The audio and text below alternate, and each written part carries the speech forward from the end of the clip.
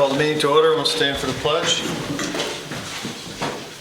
Pledge allegiance to the flag of the United States of America and to the republic for which it stands, one nation, under God, indivisible, with liberty and justice for all.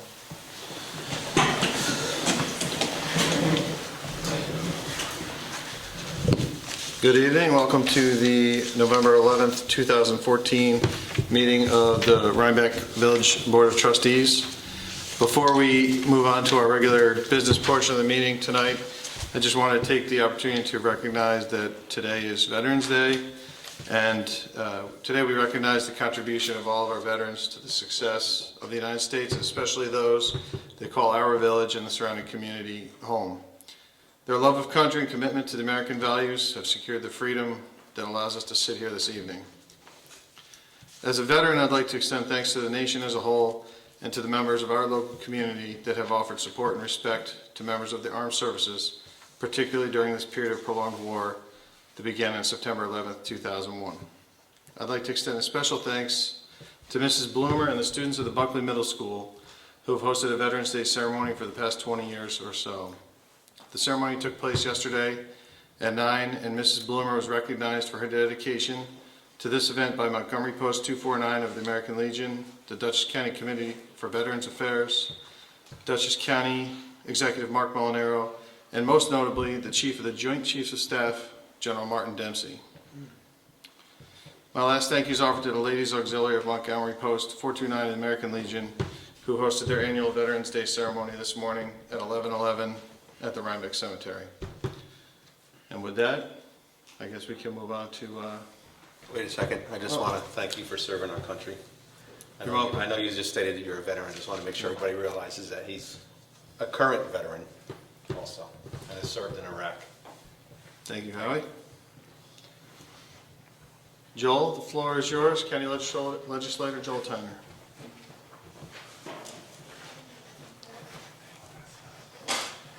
Thank you. Happy Veterans Day, Mr. Mayor. Thank you for your service. Thank you. I have a bunch of handouts about General Electric and the PCBs and the Hudson River. And again, happy Veterans Day to everybody. I was there at the Rhinebeck Cemetery this morning to be a part of that. From 4 o'clock to 6 o'clock today, there was a big forum at the Marriage College Boathouse. And I know a lot of people in Rhinebeck get their drinking water from the Hudson. And I don't know if you know this, if you take a look at the stuff I'm handing out, just about every environmental group in the region was represented at this forum at the Marist College Boathouse that I just drove away from. There's 136 acres of PCB contaminated sediment that are still in the Hudson River, and there is no plan right now. This is why all the environmental groups are upset. There's no plan to force GE to get those 136 acres of PCBs out of the river. So that's why there was a whole bunch of people down there at the Marist College Boathouse. So Manager Jo Green of Hudson River Soup Clearwater, she has sort of a model resolution for you guys, you know, the village boards, town boards, city councils, county legislatures, any municipal bodies, organizations across the Hudson Valley to pass. On October 14th, I got 7 of us in the county legislature signed on to a letter saying, you know, that those PCBs, the additional 136 acres need to be dredged. I feel bad, I don't have a copy of her proposed language for a resolution, but if you just reach out to Manager Green at Clearwater, she can get it to you. I probably don't need to tell you that the county budget is the big topic of the season right now. $441 million proposal for 2015. I am not opposed per se to a $2.5 million new water pipeline to the county airport. However, I have sort of led the way in Dutchess County for the last couple of weeks, for better or for worse, in describing that as perhaps a bit of corporate welfare, because it's been a long time since the Dutchess County Airport was a commuter airport, A, and B, frankly, it's really $2.6 million that's been proposed in the 2015 Dutchess County budget. That is more than 10 times what it would cost to bring back a 5-day week for the senior friendship centers for the Dutchess County Office for the Aging. One of those is right down the street, you know, the Catholic Church, the Good Shepherd Church. Used to be, up until, you know, 2009, 2010, 5 days a week, senior citizens from Northern Dutchess could go to Good Shepherd Church, you know, Mulberry Market, and, you know, get their food on and get conversation. Now, for the last several years, it's been only 4 days a week. So I just question the priorities. It's been proposed in the 2015 Dutchess County budget, $600,000 more for business attraction and tourism promotion. I think that, there's a lot of great stuff happening right now in Dutchess County on tourism already, as it is now, the way it's funded presently, and business attraction.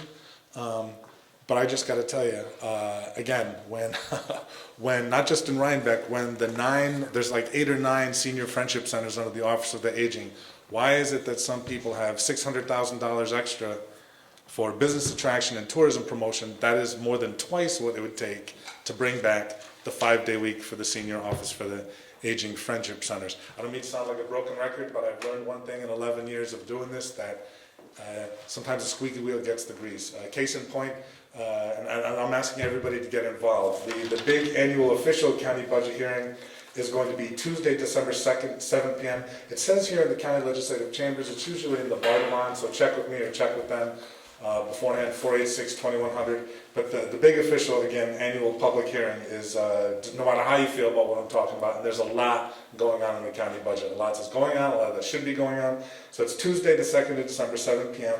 And Thursday, December 4th at 7 p.m., you get another opportunity to speak out before the vote, before the county legislature.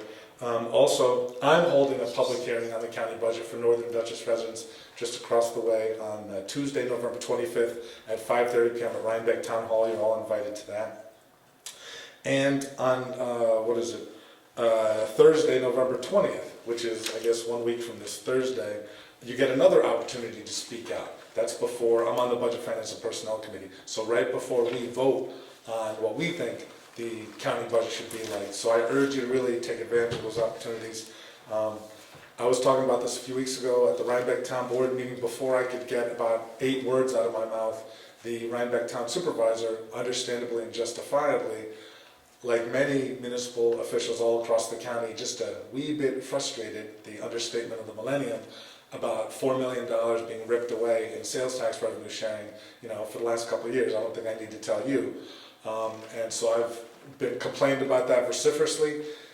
For about a month now, there are folks in county government that are bragging, ooh, there's a $26.4 million fund balance. There's a $26.4 million budget surplus. Part of that money was taken out of the hides of you folks and every single village, city, and town across the county. Nothing will change unless you folks come out and speak up. If you're uncomfortable, speaking up on the 6th floor of the county office building or the Bardavon, call Marcus, talk to Rob Rollison, send an email, write a letter, whatever, talk to some other people, but this is it. This is crunch time. If you want to have any impact at all on what's happening money-wise in the 2015 county budget, there's only about 3 weeks to do it. So I urge everybody to get informed and get involved. The Human Rights Commission would only cost $100,000 to bring back. Okay, that's less than a 26th of the money they proposed for a new water pipeline for the county airport. I'm not going to go into all the great details. This Friday, if you go to midhudsonAreaLocal.org, there are a lot of post offices that are under attack all over the Hudson Valley, a lot of jobs that are under attack, a processing and distribution center. The folks with the American Postal Workers Union, it's just a big day of action. I just urge you to get involved. Check out midhudsonAreaLocal.org. I was also going to invite you on Wednesday, December 10th at 6 p.m. I'm having a potluck with David McCarthy. He's the co-founder of a new local currency. I just found out about this. It's called hvcurrent.org. That's the website, hvcurrent.org. There's 120 businesses that are already a part of this, the Hudson Valley Current. So I urge you to check that out.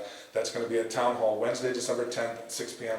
The last thing I'll say, sometimes I complain about the Republicans a little bit too much. I'm going to say something nice. Yesterday afternoon, I had an incredibly positive meeting with the chairman of the legislature, Rob Rollison, Ron Hicks, who's kind of like the county executive's number 2 guy for planning, and some other folks, and Joe Del Syndico. And it looks like Dutchess County is going to be the 4th county in the state after Westchester, Orange, and Ulster. This is an initiative of mine to have an Energy Improvement Corporation association with Dutchess County, which means basically, if you're a business and you want an energy efficiency retrofit, solar renewable retrofit, you get it 100% funded, and working with NYSERDA, then the savings on the retrofit pays off the loan on your property taxes. It's called PACE, Property Assessed Clean Energy.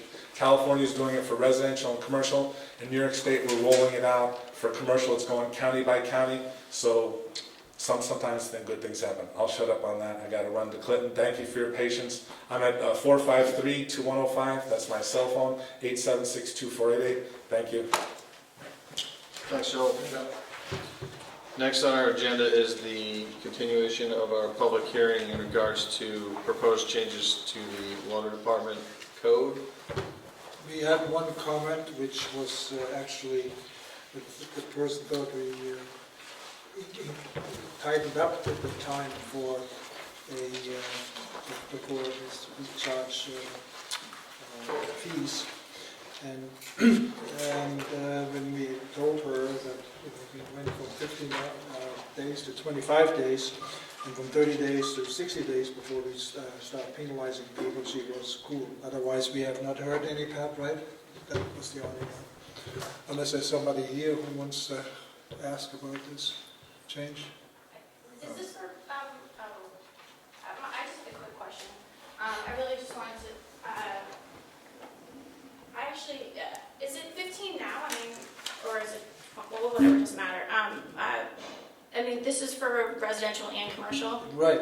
Okay. It went from 15, it always was 25 days, but the code said 15 days. Okay. And so all we're doing is we're bringing the code up to what Up to we date. actually the practice was. Okay, and I was just curious, it's just 15 like regular days, it's not 15. I'm sorry? It's 15 like regular days, it's Yes. not 15 like business, or whatever the Calendar days days. is regular days, Calendar it's not days. like business days. It's calendar Okay, days. all right, thanks. Yeah.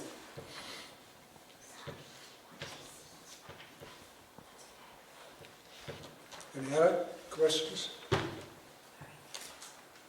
So if there's no more comment, then I make a motion to adopt the water close regulations. Close the public hearing. Yeah, we do that first. We close. That's your Make motion? a motion to close the public hearing. Okay. Second. Any discussion? All those in favor? Aye. So now I make a motion to adopt the water regulation amendments as displayed in the village hall. And I'd like to have a motion to adopt them. Second. Any discussion? All those in favor? Aye. Aye. So, Pat. So from there, we're going to have a report from our treasurer, which will also be her formal introduction here. I'm hoping she'll join us on a regular basis, but Karen McLaughlin, our treasurer. Hi, thank you. Okay, we've been really busy in the financial office working with our new software program, KVS in Springbrook. Training is progressing well and has been completed for the accounts payable and cash receipts. And the general ledger, bank recs, and financial reports training will be completed by November 25th. The balance at the end of October 31st in the general fund was $986,301.22. In the water fund was $702,387.29. And in the sewer fund, $640,345.62. The abstract of vouchers that the board signed this evening, the general fund was $82,391.99. The water fund was $26,582.43, and the sewer fund was $14,860.93. The water billings in October were sent out in the amount of $65,782.99, and the sewer bills for the month of October were sent out in the amount of $38,693.69. I hope to next month have a more comprehensive treasurer's report as we progress in getting the balance sheets and the trial balance reports more organized. Karen, I have one question on the water fund. Did you back out the capital Not balance yet. out of the fund balance? So when you tell me I have $700,000 in the fund balance, we still have to take out the capital. $145,000 still needs to be transferred to capital. That's correct. We have one other thing I think we want to talk about is we went out to look for a new accounting firm, and we sent out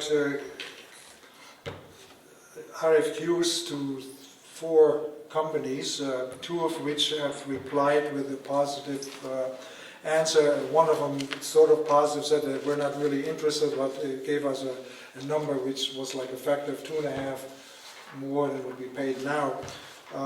After looking at these with Karen, at the 2 people that were left, we decided to go with Sedora and Company, and as such I had called Linda Hannigan on October 24th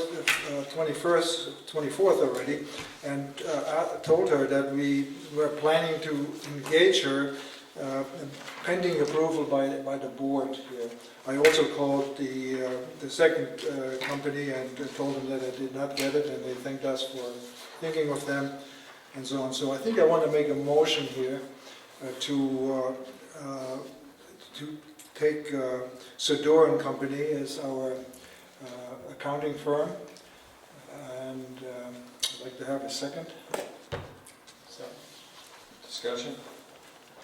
Yeah, I have a question. It says the fee is $9,100 to $95. They gave us a range. Yeah, is that for a quarter? Is that for a year? Is that That's for the year. Okay.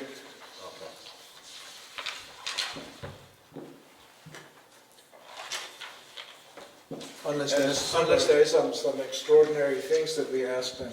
Well, because up above it, under number 2, it says, "Will we perform the following services on a quarterly basis?" And then it has this Yeah. number underneath there. So Yeah, it's no, but confusing. this $9,100 is for the year.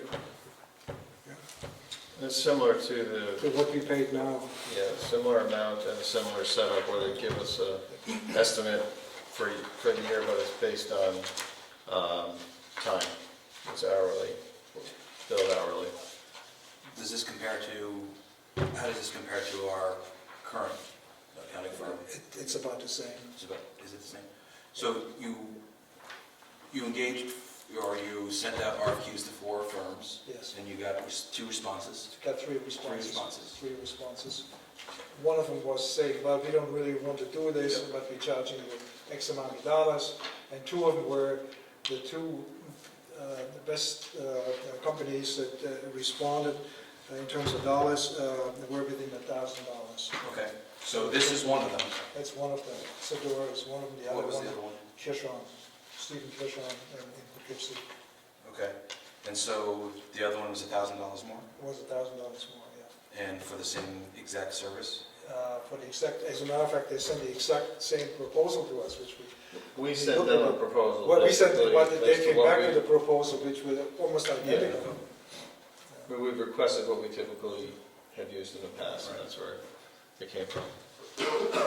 And Karen, I don't know if you want to speak to our accounting needs or our needs for accounting. I have worked with CEDAR in a few other municipalities, and I find them very helpful. I think that meeting on a quarterly basis is really important so that you're not waiting till the very end of the year to tie things out. And I felt confident with the proposal and preparing the annual report with just their assistance and helping out with some of the end-of-year journal entries. So. Any more discussion? All those in favor? Aye.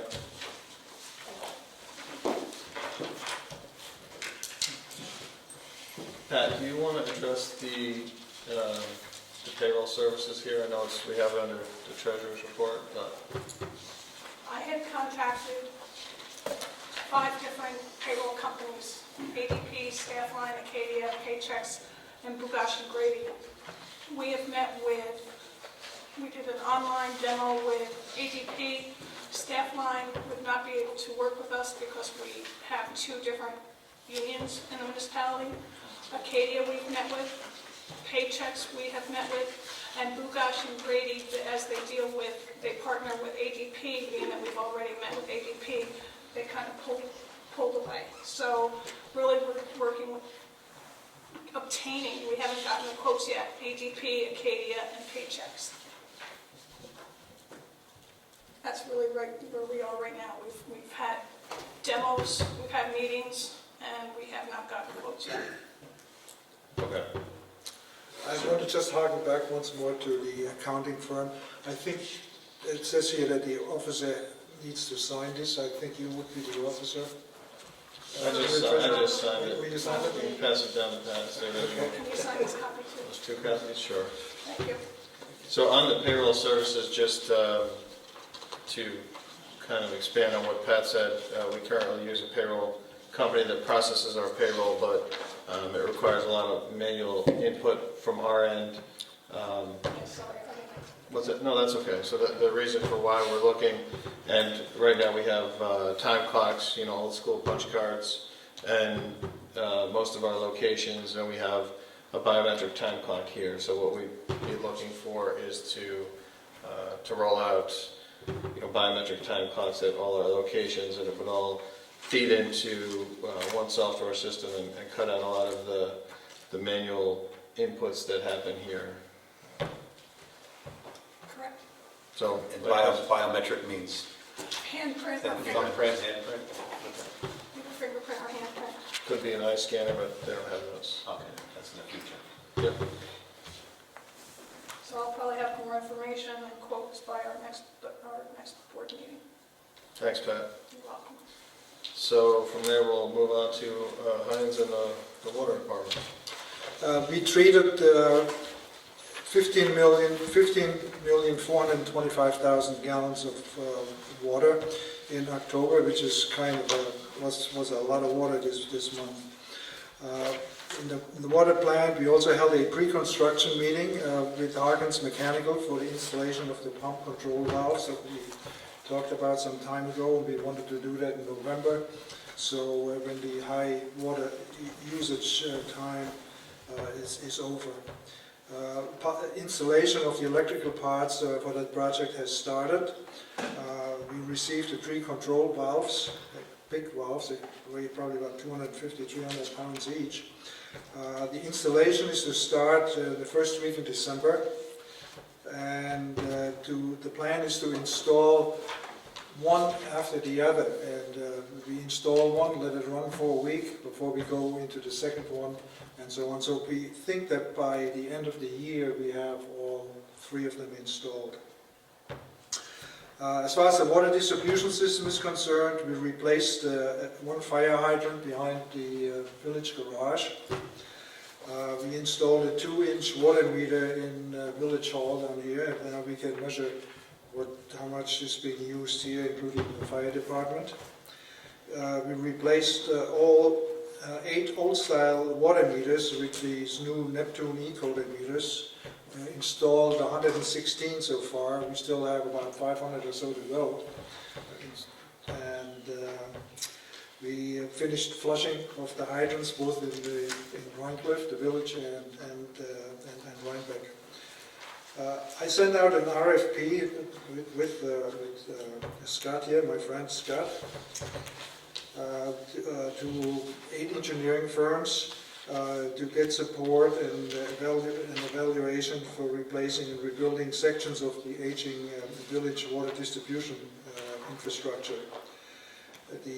I sent that RFP out on the 5th of November. We expect to get a reply by November 20th, at which time we will sit down and narrow this down, depending on how many we get, to 2 or 3. And just want to get some sense here if the board wants to interview 2 or 3, or if maybe Scott and I just do it, or we would have to have a special meeting to interview these people. So I'd like to get some guidance from you guys what you want to do here on this. We're talking a good deal of money. We don't have them yet, right? We don't have them yet, no, but I'm saying that we will get, by the 20th, we will get a response, who's doing it, and we sort out, I think Scott and I will sort out, the first cut and see, and then have interview the people. I mean, we can't, that's what we can do, but we don't have to do that.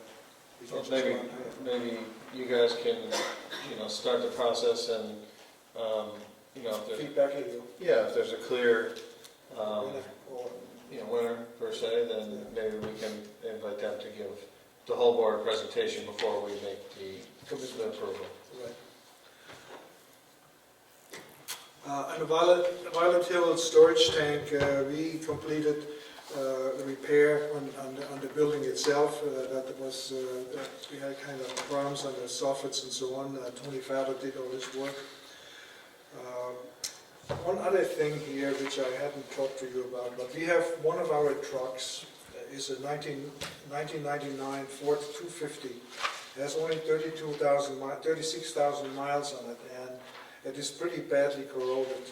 At one point, we thought we were going to replace, and this has all the toolboxes in there.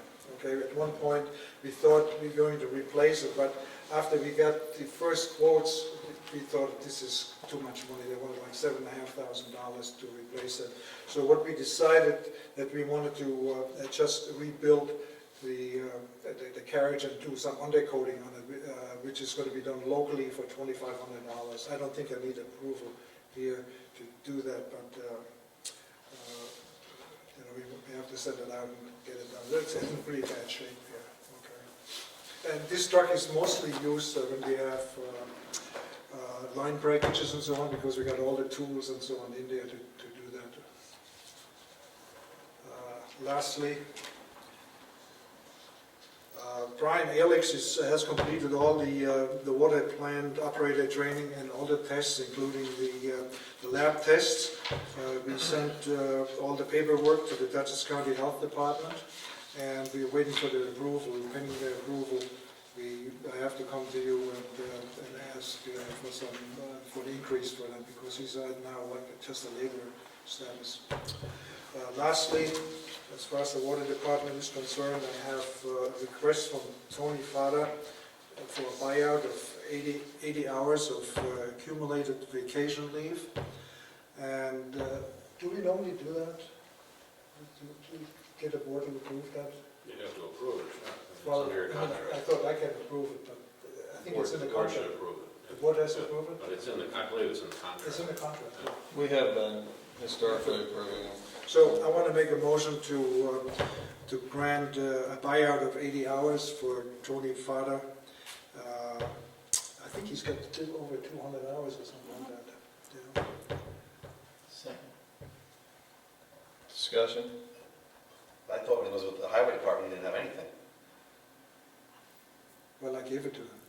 No, Just kidding. No, when he was on the highway department only 2 years ago, he didn't really have anything built up. did he? He has 213, I think it was, right? It's 213. 213 hours left. Every year he gets additional vacation. And if he doesn't use it, it keeps I accruing. understand, but that's only 2 years ago. But you've confirmed he has 80. I did, I Okay. confirmed it. Okay. All those in favor? Aye. Aye.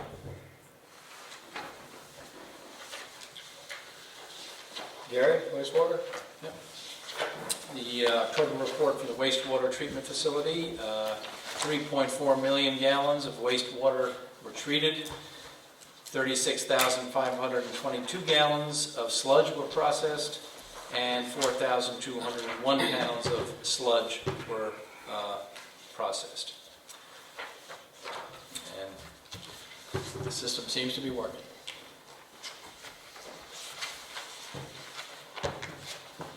Tony?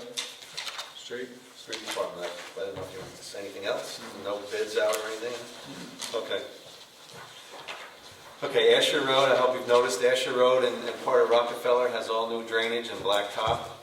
That was our main project this year that we just completed. In the highway department, Crosmore and East Market Street intersection has been blacktop, and Mike reports the drainage is now working well. The snow blower for the Bobcat was ordered on October 23rd. Brush grinding is complete, and we have plenty of mulch for sale at $20 a yard. They are stump grinding between jobs, and they're picking up the leaves constantly. and the leaf truck and the backhoes are working well. Mike wants to put a cutoff date for a leaf pickup, but I always resist this. I just say, keep it going until it snows, right? So, A little snow will melt the leaf pile at the highway garage too. right. Keep picking it up. Right, so please get your leaves out there as soon as possible. And also, please keep the leaves separate from the brush. How much was that snow blower? Around 7,800. It's an attachment for the Bobcat. So how much, the Bobcat was 50 grand? Yeah. Roughly, with attachments. Yeah. Right. It's got a chute that can load Well, the it's, dump truck. it's nice because you can get between the trees, right? That's why you bought it, right? The original Bobcat, yeah, but the snow blower attachment, we plan on pulling the snow out and then blowing it into the back of Into the the truck. truck. Right. Yeah. That's the way they did it years ago. We're always testing ways to remove the snow more efficient, and we hope we don't have a lot of practice this winter. Even though Minneapolis is getting snow right now. Were you wanting to go back, Gary? Yes, I do. Okay. I didn't realize there. Do you have anything else for highway? Yeah, I was gonna talk about the trees, because Okay, let's finish that. the tree commission, I just got a small report here. We had a request to take a tree down at 50 Chestnut Street, and Mike Wolf has reported that Central Hudson will take that down for us because it goes in between the wires. So that'll be taken care of. And 12 South Street, there's a dead tree there that the highway department can take down themselves. And I'd like to report that the fall tree planting was done last Saturday. We planted 20 trees. And I'd like to thank Daytop for sending volunteers. They're always the strongest people there. And I'd also like to thank Meg Crawford, who was also a tree commission member, for donating some plants for the mini park shoreline. That's it. Back up to wastewater? Yeah, well, I was mistaken. There are some wastewater pumps that need to be replaced at the Astor Home Pump Station, and we had previously put out this out to bid, but there was a problem in the process. So we have put out another invitation for bids for this work to be done. Seal of proposals completed on forms with the contract documents are supposed to be received by the village clerk by Thursday, November 20th at 2 o'clock, at which time they will be publicly opened and read aloud. So there's a motion to publish the bid, right? Yes. I'll second. Discussion on that? All those in favor? Aye. Bring us to planning and zoning. You guys got anything? There's the monthly fees report. I can rattle off what we've taken in, what we've done this month. The building department did 6 CO searches and took in $700 in fees for that. They issued 18 building permits for a total of $3,840.20. They issued 2 certificates of occupancy and took in $200 in fees for that.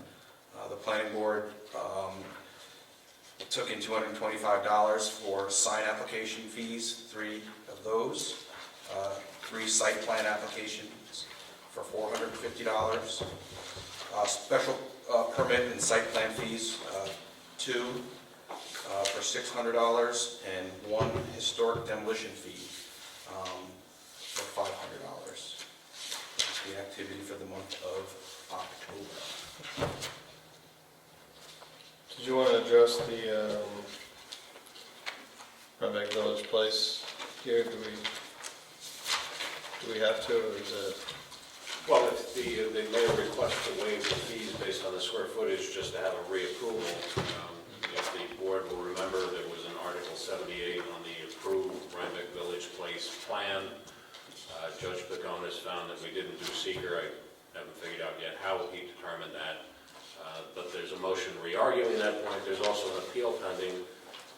That could take 6 months to 2 years, depending upon the schedules in the court. So the applicant has asked that they go back and basically obtain a reapproval. They would pay all of the general fees, but what they're asking to have waived are the square footage fees, which total approximately $5,800, because there's really no re-review of the plans. It's basically a reapproval of the plans, but they have to go back through the process since the judge has referred it to the planning board. What are the other fees? The standard application fee for the planning board, Did zoning board. they had done that once before? They've already done all of the fees, plus you also have a fee based upon the square footage of the building, and that's because, you know, the engineers have to take a look at the plans, and the building inspector has to take a look at the plans. All that review's been done. Essentially, what they're going to do is come back, hold another public hearing with the notice periods, re-adopt the resolution that I believe was sufficient, but they have to go through the process again. Once more, they're asking to waive the square footage fees simply because they don't have to go back through the detailed engineering review again. But that's up to this board. So it's already been reviewed and approved once. The application is identical to the first time, just due to some legal wranglings where they're back where they are now. They just don't want to wait for the courts to. Okay. So I'd like to make a motion to waive the square footage fees. Second. Any discussion? All those in favor? Aye. Aye.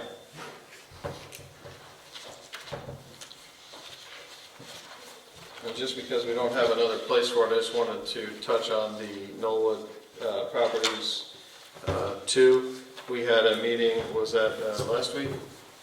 With some of the residents of the Monday. last Monday, of the neighborhood. Basically, there was a proposal to do some blasting to remove rock in the second phase of what Knollwood Properties, which is referred to as Stortini, over there. And there was some opposition from the residents. We had a meeting with all the key players, and myself and Scott represented the board along with our attorney, engineer, and building inspector. And where we stand now is that they were going to come here tonight with an alternative plan, but they're still working through it. But I spoke with Nancy Clark today. She advised that Mark Rominsky is out there doing some field work trying to redesign. So once they figure that out, I guess they'll be back before the board. right, I spoke to Nancy too, and what I understand is that, like you said, they're out there doing some resurveying, but they've moved away from blasting. So that's kind of off the table at this point, which was the primary concern of the neighbors. Did any blasting take place? No. No. It looks like blasting took place, but No, it was hammered. is that right? Yeah. Okay. Mhm. From there, we will go on to police and court. And before we forget, do you have the resolution for the court audit? Is there a resolution? We just need to approve it as submitted. I have it based upon the last one, so it's not written on it, but I have it based. Okay.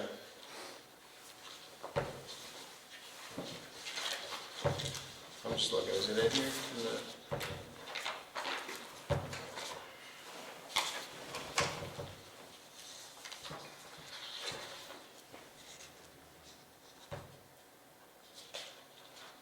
So basically, the court's books get audited on an annual basis, and then it gets submitted, and when they get submitted to the state, we have to, as a board, approve it. Has the whole thing been distributed? It was distributed, yeah. Okay. It's not in a tab though, right? Yeah, it's just in the back of police. Oh, okay.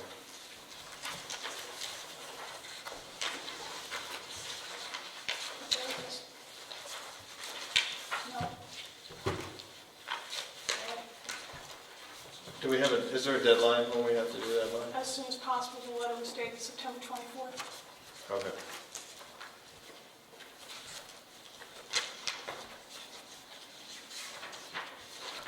Then perform the audit, right? Just acknowledge and receive it. Yes. Well, why don't we touch back on that. We'll move on to the police department. We have Sergeant Dunn with us tonight. Do you want me to? You don't have the report right with you, so. For October, the total incidents in the town were 25, 117 in the village, 15 tickets in the town, 48 tickets in the village, 6 arrests, and 11 accidents. The police department wants us to be aware that they've received a report of someone calling elderly people and requesting payment for back taxes. It calls me. They did? You should know you're not elderly. So I thought I was elderly. They're wrong. So they're claiming to be an agent of the IRS. The Rhinebeck Chamber of Commerce tree lighting and parade will be on the 30th of this month. So expect a higher crowd and traffic volume and a temporary closure of East Market Street for approximately 1 hour starting at 5:15. Santa Claus coming up on the 6th of December. Again, expect crowd volume, parking issues, no parking on East Market Street from 3 to 9. And during the parade, East Market, West Market, and Route 9 between Chestnut and South Street will be closed between 5:30 and 7 o'clock. The next thing here is we received a grant for vests. It's called the Invest program, so they got 12 bulletproof vests for that, which have been issued and they're currently being used. The Running Away Marathon took place on the 12th of October. They had about 800 runners. Everything went without incident. The speed trailer was out on Mill Street during the events. Average speed was 37 miles per hour. So lots of mild speeders, I guess, during that time. And then, Pete, you're going to talk to us about the vehicles. Is that... Yeah. Come up and discuss the email I sent everybody, just make sure everybody got it, regarding what I'm looking to do for the next vehicle. What I'd like to discuss, everybody has it, is just the condition of all the cars and what we're dealing with. Basically, what I'd like to do, I know we're 5 months or a little bit more into the next, before we get to the next fiscal year, but I'd like to start talking about it now, replacing that vehicle and all the things we use it for. And ask and talk about any questions the board has with me and all the different things we use it for. Obviously, if you saw the email I sent you, you've seen all the pictures on the rust on that 7K121 and those attachments and the condition it's in. Due to the heavy salt being a four-wheel drive vehicle, we used it, throughout the winter, and it got used over the last 10 years extensively in the winter. So that's why I think the extent of rust on it is as bad as it is. So I just wanted to talk to you about it. I just want to I know it's in capital reserve at this point, what the funds that are left and what we'd have to do for next year in order to purchase one. So I just wanted to open up the dialogue and discuss it and answer any questions you have. I know some of the members haven't been on the board over the last several years, so I just want to, if you saw the email and all the different things that we're doing now, all the different events, we're up to approximately 14 different events throughout the village throughout the year. And now we're adding another marathon in the spring, the weekend prior to Memorial Day. And currently, the only event that pays for police is the Running Away Fall Foliage, which they just did. The feet half marathon, full marathon we're asking them to pay for all our coverage also in the spring. So we're hoping to work that out with them. Speaking about events, I just want to touch base about Santa Claus. I just want to make people aware that this year we are going to strictly enforce the no parking rules for the signs that are going to be put up approximately a week prior to all the signs. And then this year also on West Market Street, there'll be no parking from approximately 3 to 9, like you said, on East Market Street from the traffic light to Center Street. But now also this year on West Market Street from the traffic light up to Dapson Chesney Funeral Home, also to prevent the vehicles there to make it easier for pedestrian traffic. Last year we had an issue due to lack of manpower, was that all the cars parked from Dapson Chesney Funeral Home up over the hill past the Star Library and down to the town highway garage. We had that sign, but we were short officers and vehicles. So what happened was we weren't able to control it, and by the time we got there before the parade, cars had parked on both sides of the street. This year, adding the sheriff's office patrol to it. I've already had a meeting last week. We're going to actively patrol that. It's going to be clearly signed and marked. And we're also going to use cones, so anybody that parks on that side of the street from basically Dabbs and Chesney up over the hill all the way down to Town Highway Garage is going to be ticketed and towed. So I just want to make that clear to everybody that they're aware of that. The Santa Claus people at the meeting were very unhappy about that, but it's due to safety issues. What happens is cars parked over the white line, and that caused basically one lane of traffic on West Market Street down to the Town Highway Garage. So you had people with parents and children and pushing in strollers, and it became a dangerous time, especially in the dark. So that's one of the things I just want to touch upon so people know that that's what's going to happen. Jumping back over to the vehicle things, like I said, all these different events now, just so people are aware, I'm just going to rattle them off. Between Santa Claus, the Chamber of Commerce tree lighting ceremony parade, the Memorial Day parade, the Turkey Trot, the Mad Dash, the Dutch County Fair, the Running Away Fall Foliage, the Feed Half Marathon, the Halloween Parade, the Hudson Valley Food and Wine Festival, the Antique Car Show, Sheep and Wool Festival, Landsman Kill Fish Stocking Contest, and also the SUVs used for the speed trailer, towing it around, and also the SROs. We have a school resource officer program up to high school we started a few years ago, and officers are up there sometimes 2 or 3 times a week at different various times. So it's not uncommon when we have vehicles in use, when we have a village and a town car on, we will have an officer up at the school. So if I have a vehicle that has to go in for service, right now with the 4 vehicles, it's not a problem if I have all 3 types of events going on. So I just wanted to talk to the board about it, get their opinion, see how you feel, and discuss it, basically. Let me ask you, Pete, is that Dodge Durango, that's the one that you want to replace, right? Correct. Is that an all-wheel drive? That's all-wheel drive, correct. That's the only all-wheel drive you have? The police car, the one we got in 2013, Yeah, that is an all-wheel drive car, the new one. but you're right, it just sits a lot lower to the ground Okay. than the clearance the other one does. So Pete, you know what would be helpful, and maybe next time, could we see what a typical schedule looks like for the week Sure. of coverage and, hours that they're here in the village, hours that they're in the town, Mhm. and just so that we can have an idea of where all the vehicles are? Where everything's going on? Yeah, Sure. exactly, that would Right. be helpful. And there are times where we have things where we have transports, like twice a year annually we have to transport our data master equipment, which is a DWI breathalyzer and all the radar units up to Albany for certification. So we do that twice a year. If a vehicle's in the shop for maintenance, you have these other details. Or like you're saying, basketball games. We provide 2 officers for basketball games. So you will have days where you have a village car on, a town car on, and maybe 2 officers up at the high school. So there's all 3 cars. Or during the day, if I schedule a town shift in the morning and we do a village shift, the SRO officer needs a car. That leaves the 4th car. So basically what I'm looking at is also maintenance. If you end up at a time with a car in my hand and the regular maintenance or breaks down, whatever the case may be, if you only have the 3, if that's, what the sentiment I'm getting, if we go back to 3 and one breaks down or is in the service for a shop, and you have a town and a village that doesn't allow you to have an officer to use for an SRO to go up to the school and do that kind of detail, or a basketball game or anything like that. So there's a lot of events here that we use the cars, and I knew people said, well, I see a car sitting there. Like you said, you want to see the schedule, I can do that. The SRO program up at the school has been very productive. The school is very happy. The police department are working really well with them. So that's one of the things I really want to keep going. I don't want to jeopardize that at all. Is it necessary to have a car for the SRO though? Is the car due?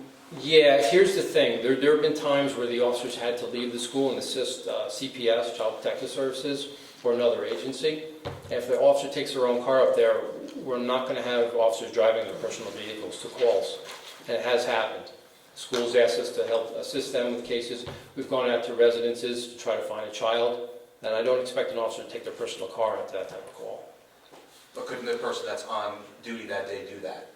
It is possible, but we've also helped we've also transported people from the school to various other locations for certain types of things. So again, they should be in a police car and not in a personal vehicle. So SROs every day? no, it's not every day. It's different times. Different times. And I talked to Mary about scheduling. What I do is that I allow the SRO officers to schedule that with the individual schools. Basically, they meet with the principals, and they schedule that out. So there may be different classes they go to, there may be different events, different assemblies they go to. So I don't put that on the schedule. And they're not, when I do a schedule, I do village, I do town, and all the other details on it, but the SRO is not on the detail schedule. So basketball games are, as soon as I get the list from the school, then I post that on the schedule, and that's posted on there. And But if there's no SRO event and there was a call for CPS, it would be the officer that's on duty. Sure, correct, yeah.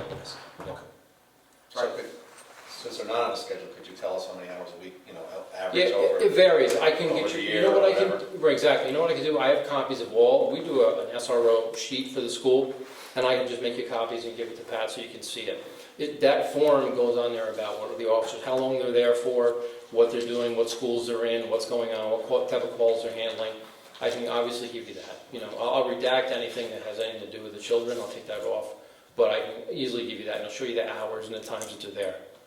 So you would want to replace the Durango with another four-wheel drive? Another SUV, correct, in order to do that, because currently, when that vehicle does go, I really need another SUV to pull the speed trail around with.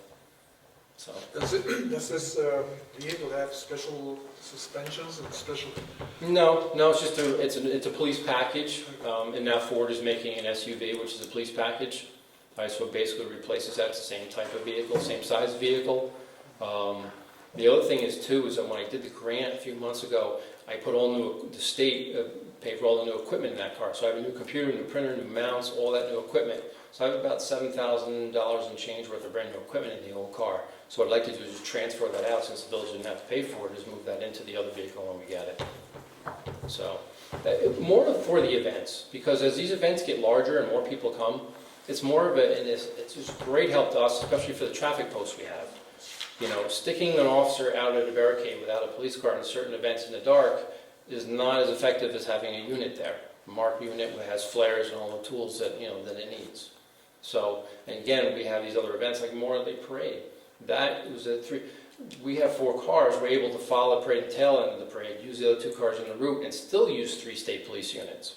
So we're talking 7 patrol units just for the Memorial Day Parade. But that's a village event, and That's ours. correct, And so, right. yeah, but there's some that are listed on here that aren't necessarily, that are ours, that are Right. the village or the towns. And Right. So and it seemed to me that there's only one so far. There's going to be 2, right? Mhm. That pay. There's only one currently right now. Right. And that's something that the board we've discussed before. If we want to start, and we're having this conversation about, charging these other events. We just went through this with Santa Claus. And then you have the Chamber of Commerce Street Lighting Parade. That's a nice event. It draws a good crowd of people. But again, it's all 4 police cars plus the state police help. So it's the same thing with the turkey trot. That's on Thanksgiving Day.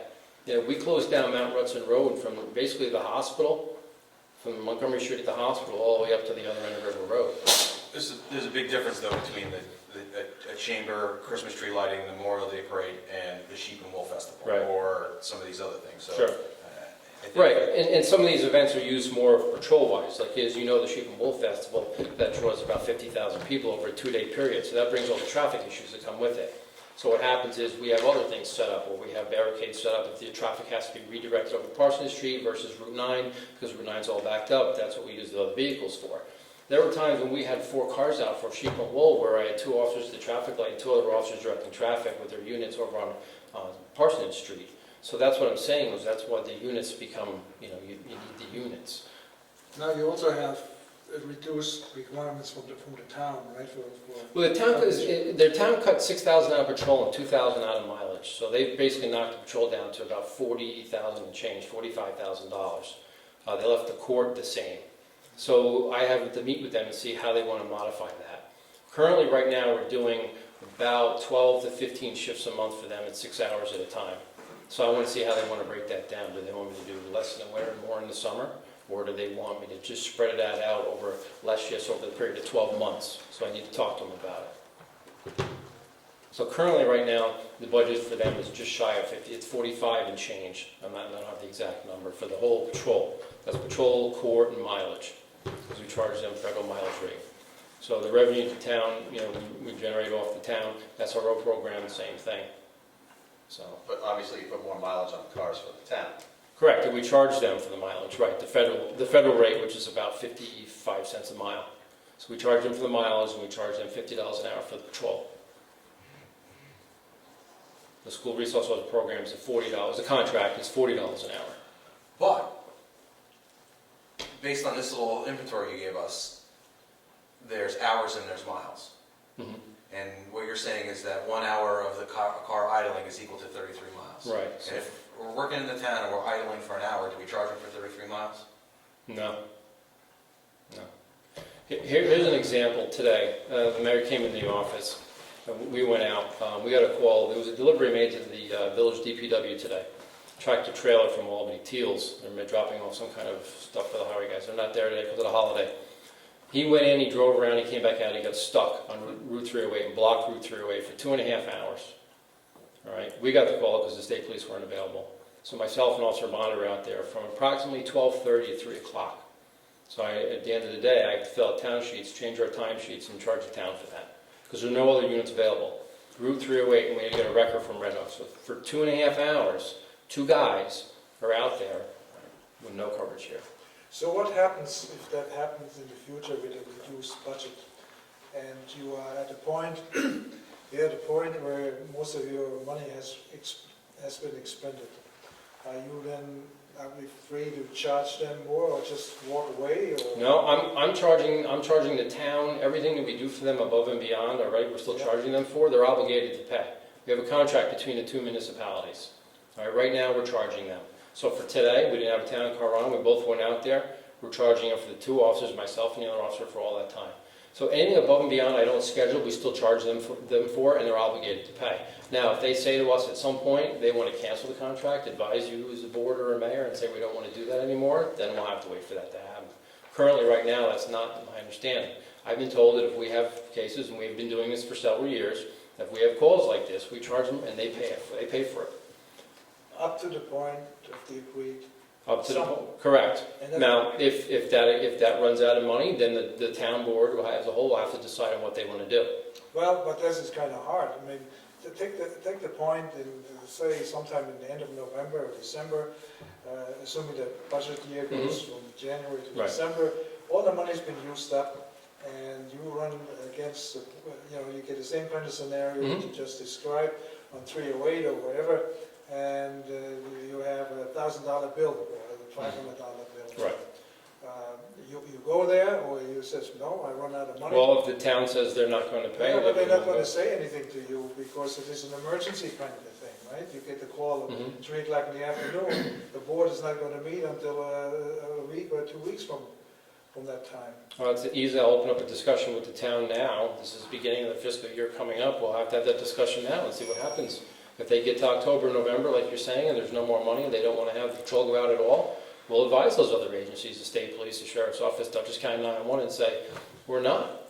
I mean, there are times where people will call us and say, I see your car. It's right there, right? It's not too far from Stop and Shop, but the village line is right there. It happens all the time. And we advise people of that. They get a little upset that they have to wait 20 minutes or 30 minutes or 40 minutes for a lockout or whatever the other fender bender may be in the parking lot. So that's something we'll have to discuss with them if that happens come October, November of 2015. I know with the fire contract, if they want to cancel the fire contract, they have to give us a certain amount of time. Right. Is that It's the same thing, with the correct. police contracts? Yeah, there's wording, yes. There's wording in the police contract. I think it's 60 days, but I don't have it in front. I think, so I have to look at the contract. But there is the same wording in there. It has to be done in writing. But in the past, they haven't gotten close to the amount of money that they've set aside. No, and that's what I discussed that with them afterwards, and that was my point was, for me, when I was talking about the budget, I wanted to know why they were cutting what they did. And they said, well, basically, we looked at where you were at this time of the year, and you were at 60-something%, where you should have been at 75. So I said, well, because I watched the budget and came fiscally and trying to come on a budget, they basically took the money away. So I guess if you spend more money than you're allotted to have, then you would be okay. But they keep slicing. They keep slicing it, correct. They're not actually reducing the coverage. They're not reducing the coverage. Their budget, They're because they always reducing, had more money correct. than they actually had spent. Correct, they're reducing the money, right. They looked at it and they said, we spent this much and this is where we should be. So, again, with a budget, I try to watch as the best I can and come in on what's allotted for. Okay. So.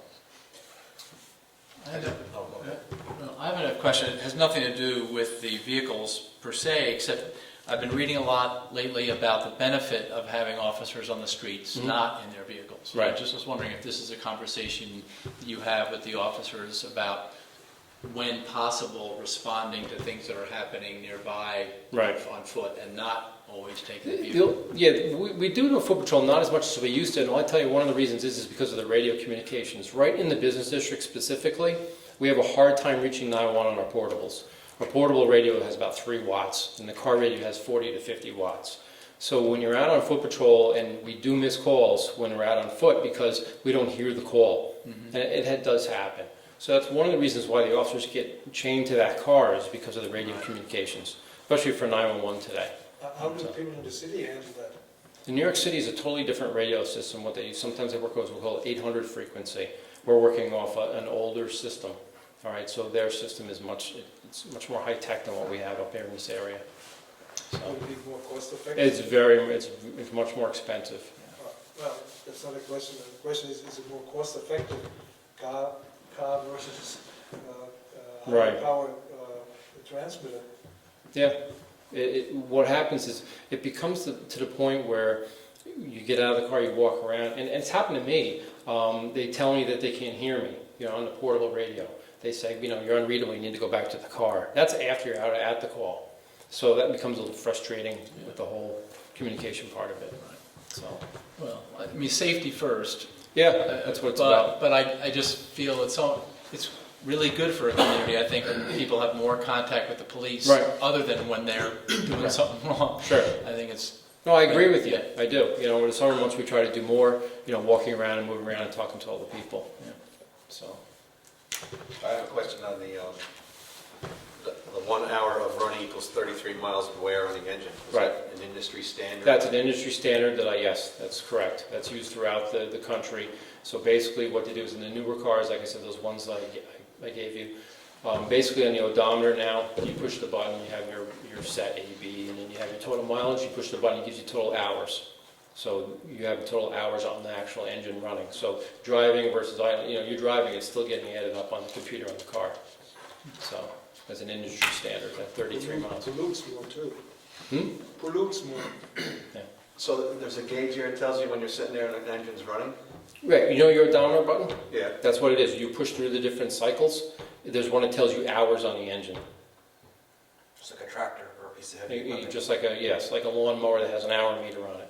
It's the same. You just push it through. They do it on police cars. They have for the last several years. Okay. So anyway, that's what I wanted to talk to you about and just bring you up to speed and sort of an open dialogue so we go into the next budget. So, but based on this inventory here, it looks to me like the 2007 Charger is not far behind. It's not. And then that's why I wanted to talk about it because, the 2005 Dodge Durango, which is 10 years old, as you've seen from the pictures I sent you, the rust is what's really eating it up. And the other car, the Dodge Charger, just has high mileage on it. It's been used. So what I'm trying to do is continue the cycle to keep them going, I do the best maintenance on it. I try to take it regularly and to get fixed. It's gone through several front ends. Motor's still good. That one does not burn any oil, considering the amount of miles it has on it. And then how do you go about cycling the cars? I mean, We used to. Here's what happened. A few years ago, we stopped. We used to since I've been here since 2001. We would every year put 10, 12, or 15,000 in capital reserve. We did that religiously. And in the last several years, we haven't put the same amount of money in. So what's happened is it's kind of messed up the rotation. So if you know what I'm saying, we've not put that was my question, but anyway. Right. Last year we put 9 in. Yeah. The year before we put 0 in. Year before I don't remember the third year. It wasn't that much. So what's happened is you didn't have the capital reserve being replenished. So when we got the 13 car, we didn't put money in that year. So that's kind of what's happened, without putting money in the capital reserve. And we've never not had the money after the cars. Usually cars go about 7 years. This 2005 Durango is now 10 years old, so you can see the issues with it. So that one's been pushed off. My question was going to be, how do you decide on which cars get used? Usually it goes by mileage. It goes by the oldest Like car. the guy that comes in tomorrow morning, Oh, which one is he? I rotate them. You rotate? I assign cars when I do the schedule, correct. Okay. So if I know something's ahead of time or something else is going on, I'll assign cars. So who does the maintenance on the cars? Red Oak Auto does all the maintenance on the cars. Red Oak Auto also does the maintenance on the state police cars, so they have a state contract. And I've been very happy with their service. If you'll ever look at their bills, they'll give the bills a discount every time I bring a car in. It's much cheaper than going to the dealership. The only time I do go to the dealership is under a warranty issue. So the only car I have still in warranty is the 2013 Ford Interceptor.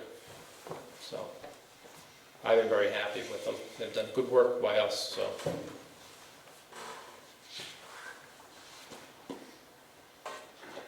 Anything else? Anything good? I'll answer any questions. No, thank you very much. I appreciate it. Thank you, sir. Thank you, You're everyone. done. Appreciate it. Now we, our little rearrangement here to free up some space, I'm used to seeing Scott down there, so we skipped the fire department. Yes, So, I will. bring it back to you. Sorry. The Rhinebeck Fire Department monthly call volume breakdown for the month of September. The fire department responded to 19 EMS calls in the town and 20 in the village for a total of 39. They responded to 8 fire calls in the town and 10 in the village for a total of 18. And they responded to 4 motor vehicle accidents in the town and 2 in the village for a total of 6. And to date, the fire departments responded to a combination of the town and village, 426 EMS calls to date, 230 fire calls, 59 motor vehicle accidents, for a total of 715 calls.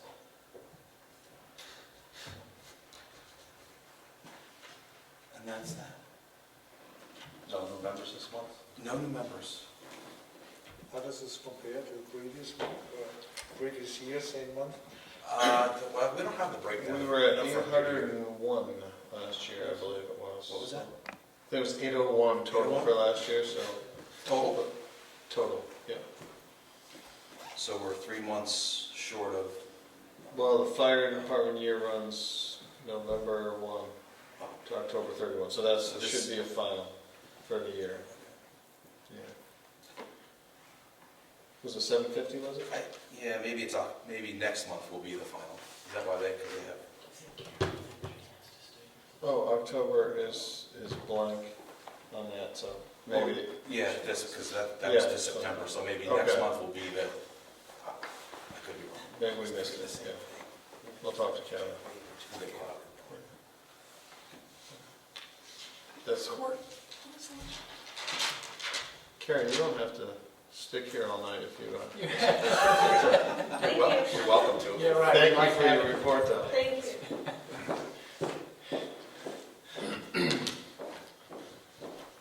She rewrote it, so you can read it. Oh, this is the, oh, okay. So this may take a while. So this is the resolution for the court audit.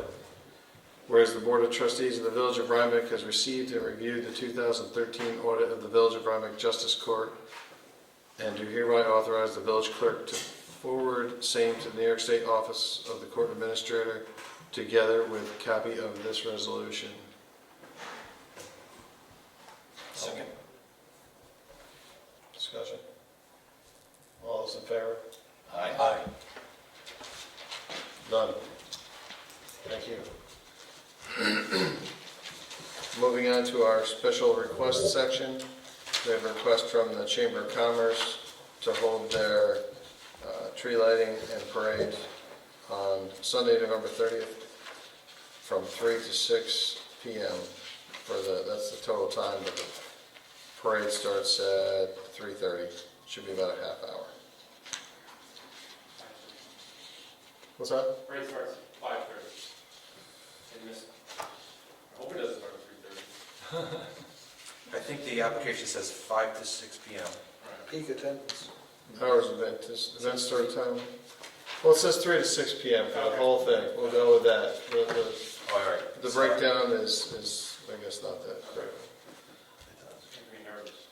It does say 3:30. Yeah, I know. See? It's always been at 5:30. And then further down, No, it no, does no, it say, says parade is at dark, 5:30-ish, Oh, okay. Start at 4:30. 30-ish. Okay. 5:30-ish. So I'm going to make a motion to approve that at 5:30-ish. Second.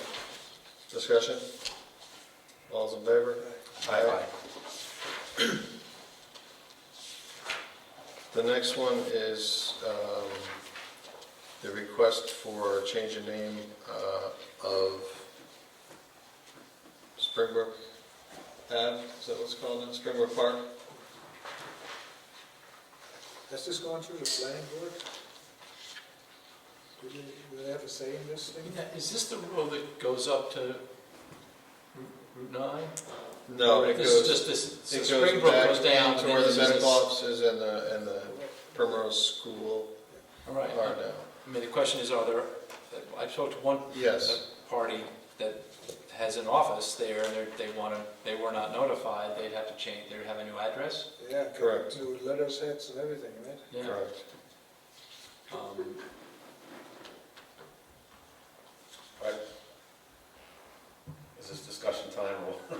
Yeah. Okay, so I agree with Heinz, what, is this whole project approved yet? Can we be changing road names when? Yeah. There hasn't been, they have not been before the planning board for any kind of site plan. They are approved to, They're scheduled to go for, okay, do you want to bundle this with the, Bundle it, defer it to yeah. the planning board? yeah. Can you send that to the chair of the planning board for us, Pat? Thank you. And the next one is, it's got a different name, but it's the same entity. That's an event request for a mini maker fair, Yeah, way off in June. We want to hold that to the planning board? well, this is just an event Yes. on the property, so it's, I don't know if that's a planning board issue. Okay. But it depends on what, I don't know if they've defined what buildings they want to put it in. That could be the. 23 Springbrook Park.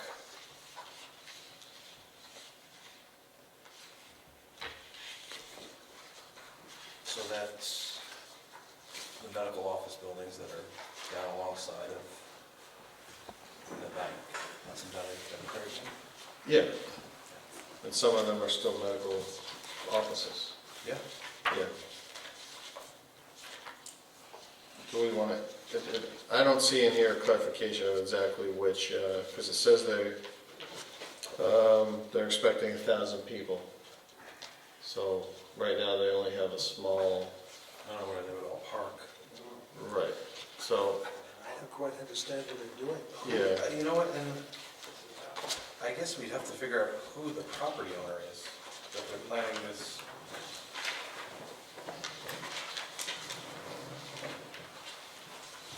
So I think maybe their intention is to use the larger space, which has not been approved by the planning board yet. If they're gonna fit 1,000 people, they probably need all that property. If I could just have a minute. The property, I believe, is owned by Rugi, because when we had the overflow for the fair a few years ago, that's where we put all the cars, when we had the overflow from the parking lots were full. If my memory serves me correct, I think we only got a few hundred cars in there. That's all the lots full. That's all the medical offices. Maybe 300 at best, if I can remember, but we filled it up within minutes. So I don't know if this is 1,000 people. We're only going to put approximately 500 cars. I have no idea where they would park. Right. Yeah. So that's one of the first questions that I have about this at all. So that should be asked. Yeah, I think maybe we need to get back to them and ask for some more, a better description of the event and where exactly it's going to be held, in which buildings, and if they're going to be putting up. Looks like a Tents national and- kind of thing when I started It reading. is, yeah, but it's, they're having their own little chapter of it. These mini maker fairs apparently happen in other places. And if I may just make sure I look at the calendar for the fairgrounds, just to make sure that's not also during one of their events, because of traffic issues. June 13th. Yeah, I haven't looked at their 2015 schedule yet, Okay. so it'd be good to just check. Thank you. All right, Pat, can you ask them for, an expanded plan of their event? Yeah, maybe a site plan Yeah. on how they plan to use the space, the property for the event. How they plan to manage the 1,000 people. And I'd like to know if this is a local event, or is some outside entity coming in and running this event? That's what it sounds like. Yes. They would be a sponsor of I think it's a nationwide type event.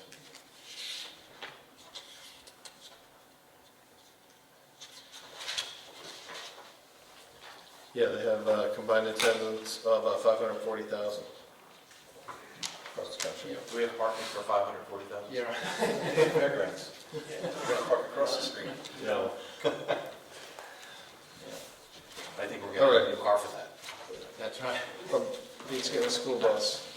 Everybody puts in So a we're dollar. gonna defer this to- Yeah, I think we just need to put out a request for more information from the applicant to, give us a site plan of exactly how things will be set up there. Traffic, parking.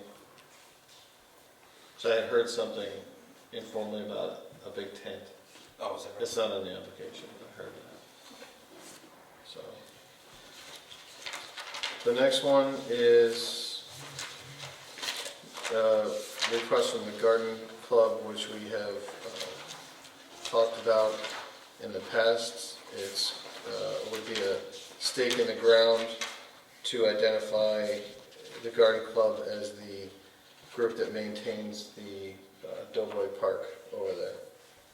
They sent us a picture of a similar, so it'd be on a stake in the ground. And I spoke to Brenda Clapperoth right before the meeting. She emailed me and I called her up. She says that the plaque is going to be like the one that we have a copy of here. Yep. So that it's all the same type of a plaque, and they'd like to put it in the center area near the Doughboy Garden. So, Is this the size of it here? The size of it? They gave us the size in the past, I believe. It says 5 by 7. 5%, okay, that's Yeah. what it is. That's larger, that's larger. Pretty close. Is it? Pat, Oh, Alan, it's gonna be flat, it's not flat in the ground? It's not a stake? okay with Alan? I didn't discuss it. well, I think Brenda did, I think it's, I don't know if Brenda did. She just wanted me to relay the message. It's going to go in the middle area, so. I think they did, I think they went over and they discussed it. Okay. They've been here a few times. Yeah. We talked about the materials Yeah, and they they've come back and upgraded they've it. bronze rather than the chrome and plastic and all that stuff. To match the other bronze Right. plaques that are in the park already. That's fine. Yep, that's fine. Is there a motion to approve? I make the motion to approve the plaque as proposed by the Rhinebeck Garden Club. Second. Any discussion on that further? All those in favor? Aye. The next one, we have a peddler's application from Frank Weissman, who is a Edward Jones stockbroker, dealer, bondbroker, insurance agent, investment advisor, representative. Italy? Well, we have a peddler's permit and he has submitted an application for such. What's the peddling? Well, just basically a broad spectrum of financial products. Well, how's he gonna go about doing this on the Sort street? of knock on your door and ask you to buy stocks. Would anyone like to address that? This is unprecedented, I presume? I mean, we've approved, Bookseller. I think one peddler's permit since I've been The bookseller. here. We did the ice cream. Mr. Daniel. Yeah, he's the only active peddler approved. My objection. What's that? Over my objection. Yes, but the He was kids, there a day, can you but imagine? the kids love the ice cream. What do you, Just when we repeated, it's been referred to him, the code says it's supposed to be referred to the police department. oh, was it? No, I didn't know anything about it, as long as we have all of his information about, who he is. He's, Is it? Long time ago. Oh, maybe a long time ago. There's his Okay, picture. if it was that long time ago, Check. then that's probably why I missed it. He's a local guy from Salt Point. As long as I have his information and we know who he is, so when people call us up, saying they're not sure who he is, and as long as we have his information on file. October? Okay. Yeah, I'll look at my records. As long as I have something that says who he is, so when people do call us, because sometimes people don't believe who they are when they're at the front door, so then they call us, so. Yeah, I'll take a look at my records and see if I Jones have an office in, right here? I don't know that. Montgomery Road? Montgomery Road, yeah. No, that's Wells Fargo, isn't it? What is it? Well, I think maybe we'll just put it to a vote as opposed to a motion, because, you know, file the permit, we have to make a decision on it, right? Yeah, it's you either approve or... Yeah. So all those in favor of approving? All those in favor of denying? Oh, we're denying I now? gotta know what the law says, are we gonna, I mean, we have, well, let's ask Rich here. I'm not in favor of people knocking on people's doors asking them to invest money. And it's hard to believe gonna that scare would be people. effective. Yeah. It's covered by your code because it says or services. Yeah. So he's allowed to submit the application, and we're allowed to make a decision on it. And just for myself, I would vote against, but if he would like to come and tell us a little, talk to us a little more about what he intends to do, I'd like to be convinced. I don't think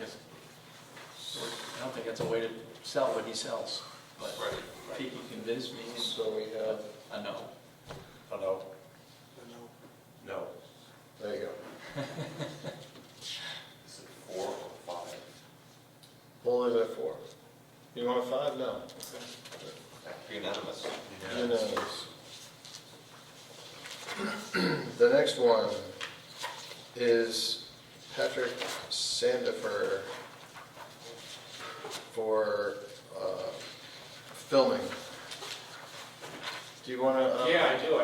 That one slipped my mind. I went out and met with them last week, because I sent you an email regarding, I was concerned about Wednesday night before Thanksgiving. But I went out and met with the whole crew, went up and down the street, they explained to me how everything was going to be laid out. They went into the businesses and talked to them. They're going to be using actually Al's Village Pizza for their food for the stage crew. It's going to be about 25 members. Most of the film is going to take place at night.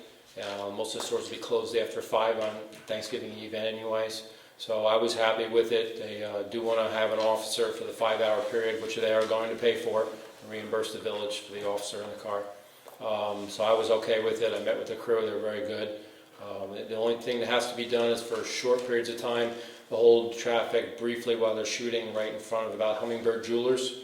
So no cars go out westbound on East Market Street for about 3 to 5 minutes at a time.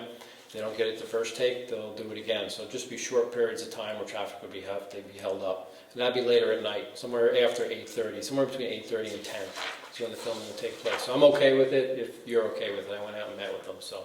I think last time, how you had a problem, it was the day before Thanksgiving, right? No, I didn't have a problem. What's the date that they settled on? No, that was me, because I was concerned because of all of the people that come back from town, families, restaurants and everything. This is the day after? No, day before, Wednesday. And what they want to do is they have to have people out there to hold a certain amount of spots where they want to actually film into the cars. And one will be in front of Hummingbird Jewelers, and the other side will be right about where Northern Dutch Pharmacy used to be. Daryl's, it's called now.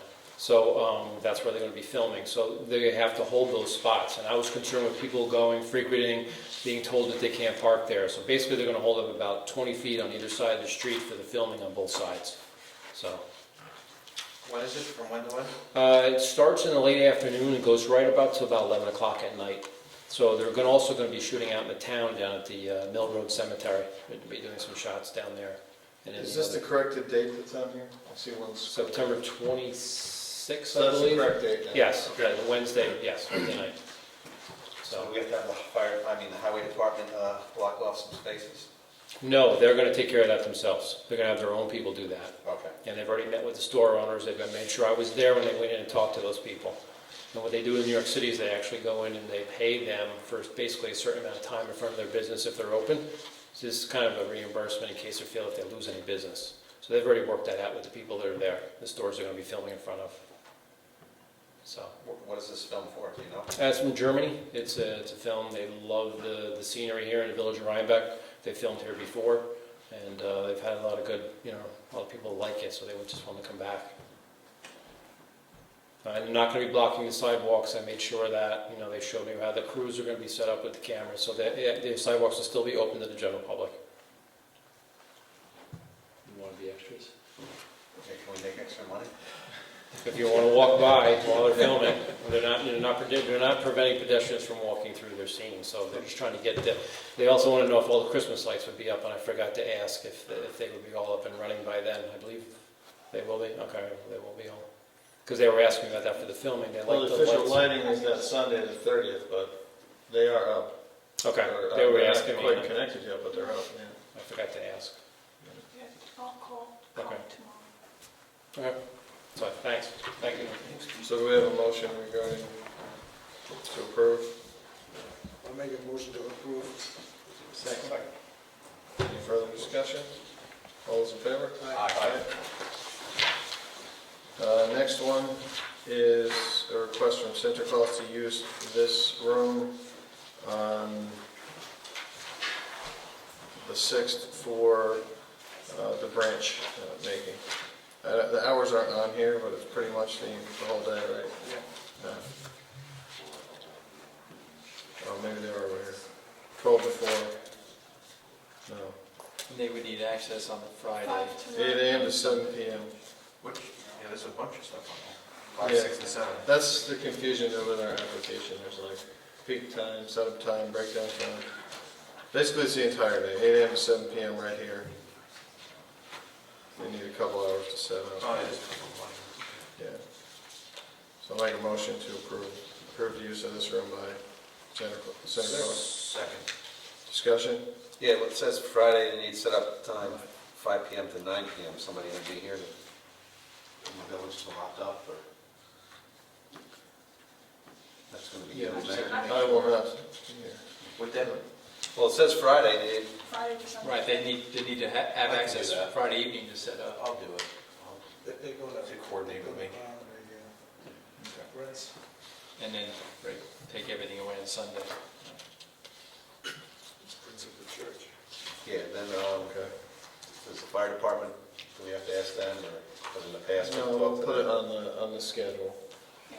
We'll talk to them about use of the tables. I had sent a copy of this to the chief. Okay. Yep. So Keith, you seem to have a grasp on this. What day is this? This is just the Friday? It's the Saturday morning before the parade. It says 12 to 4, so the kids come in and they decorate their branches. So it's the 6th? Yes, But they want to come in and bring the stuff in on the 5th. set up on. Okay. So that's, Thank you, Torella. Yes. Rich also just brought to my attention, once again, Mary Ann Kitis, a fireman herself, will be in charge of this aspect of the event for the Twigs. Okay. So she'll be here. and Oh, that's good. So she'll be in charge. So she'll have the... Oh, she's one of our, what's her name? Mary Ann Kitis, Okay.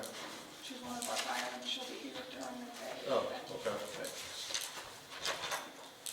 But they want to use this entrance. That's the fire department's only concern, is that we don't want to use Yeah, their entrance, So so. does she have access to... she doesn't have that like Kate. Right. So, you want me to do it? Well, we'll figure it out. All right. Well, She can come, okay. she Yeah, can come in. to be Turn determined. over that one. We're on call all weekend. That's right. We did have a request from Quinn Brooks regarding a Penn State dance marathon. It was basically like a coin drop, but they call it canning out there in State College, I guess. It's a different term. So they missed the application deadline, but in the conversation back and forth, we talked about trying to, in general, limit, such events to local nonprofits. So even though we did not have a chance to address it at the board, I think that's the general position that we have, to limit the coin drops to local non-for-profits, particularly Rhinebeck non-for-profits. Let's see. I had another request from Lou Tumo from Rhinebeck Animal Hospital. It's in the same, it's right behind. Yeah, it's on a different one. So, Oh, you got it. yeah, basically, he presented to me a concept regarding the crosswalks in the village.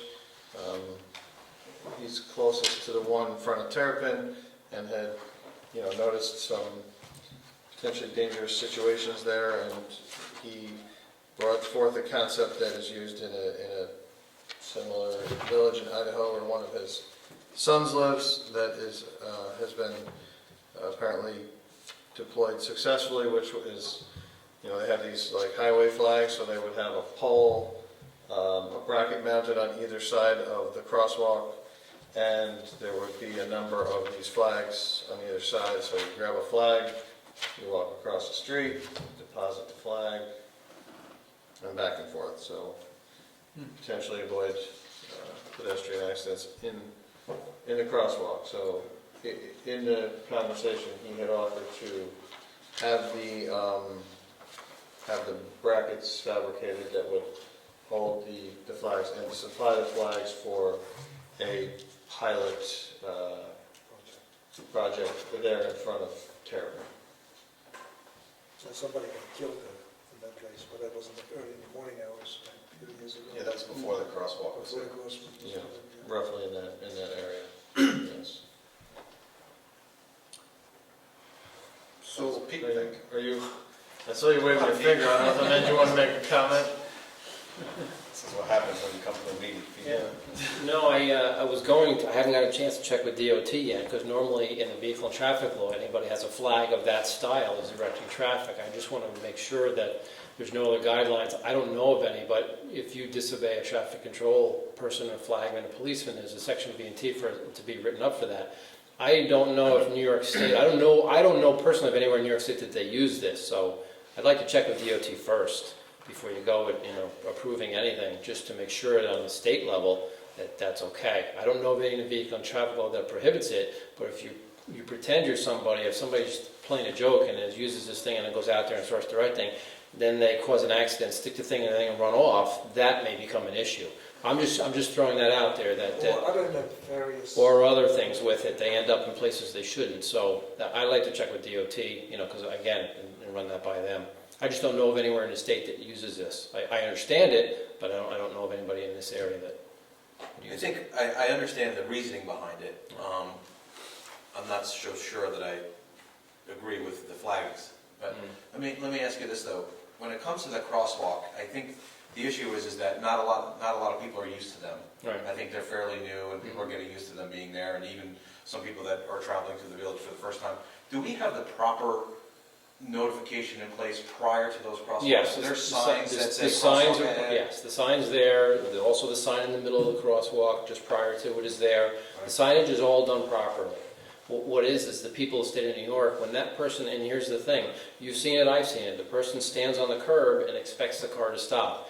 The law is when the person steps off into the crosswalk, they have the right of way, the car has to stop. And that seems to be, for some reason, I don't know why in Rhinebeck, but people don't want to seem to, when they step into the crosswalk, the car has to stop. That's the law.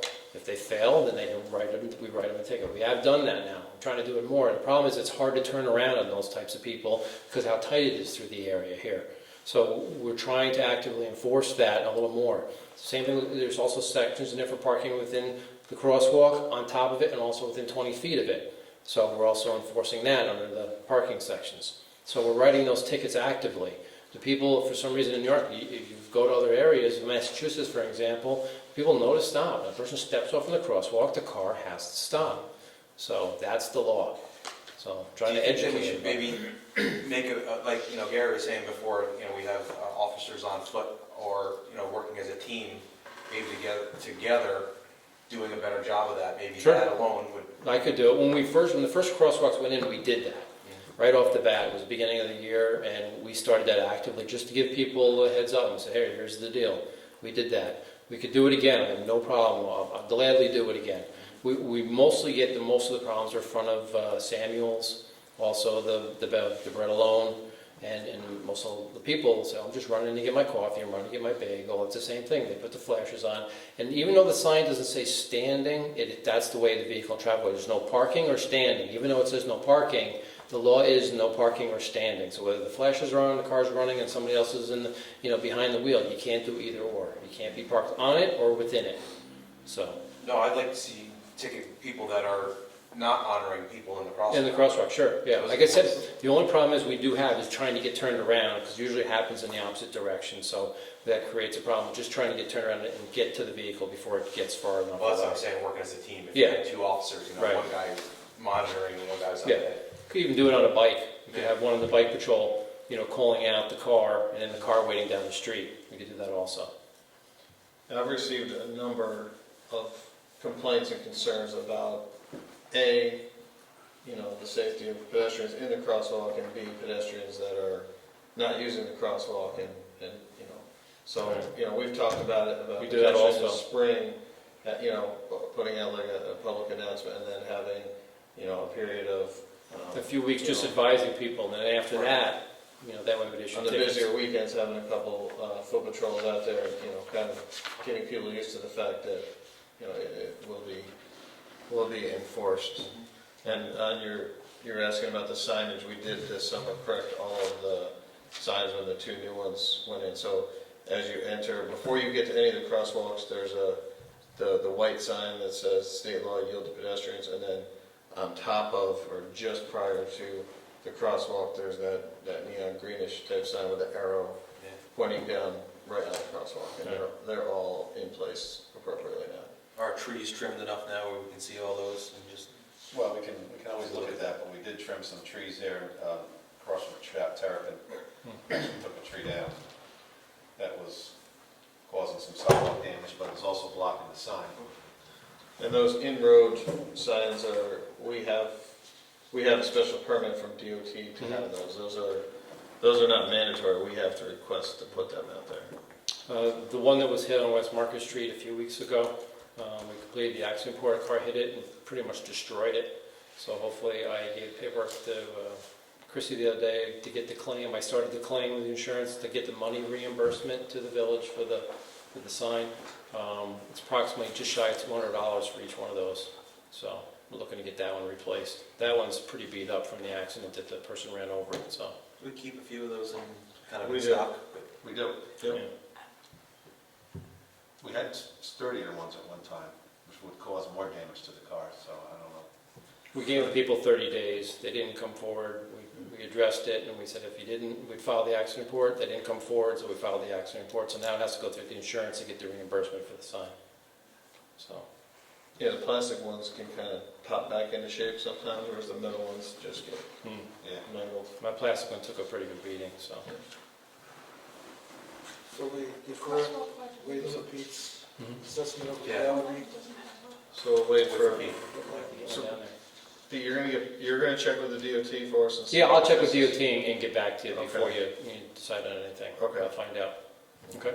Keep Is that. it DOT who governs that? Yeah, DOT, yes, I would check with the State Department of Transportation on especially that's what you're planning on using. I'll just get a measurement of it. You're gonna have that here? Yeah, I'll just get a measurement of it and There from, you go. oh, you can take it with you? Okay. I don't wanna get in trouble carrying it up to. I'll get back to you. Thank you. So then we have, moving on to other business, we have a resolution for the election. What about this? We got another one there? I got that. I got that coming up. Oh, wait. DAR? Yeah, I got DR coming up, later.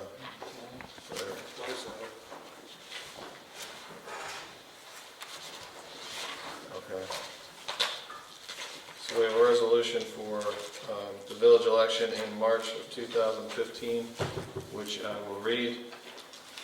The next village election for the offices of the Village of Rhinebeck will be held on Tuesday, March 18th, 2015, 17th. Rich?